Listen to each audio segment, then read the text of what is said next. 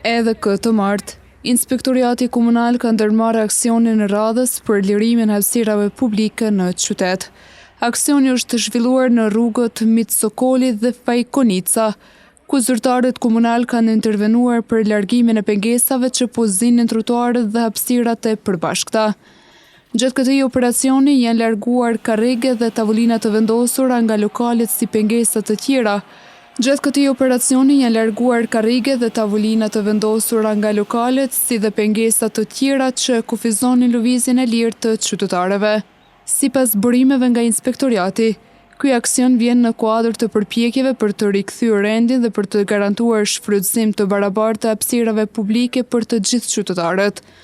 Ndërkohë, prapa kamerave, zyrtarët të këtij institucioni bëjnë të ditur se aksionet të ngjashme do të vazhdojnë edhe gjatë kësaj jave në zona të tjera të qytetit, me qëllim të eliminimit të gjitha uzurpimeve të paligjshme. Autoritetet u bëjnë thirrje bizneseve që të respektojnë rregullat dhe të mos vendosin pajisje jashtë hapësirave të lejuara, në të kundërtën do të përballen me masa ndëshkuese sipas ligjeve në fuqi.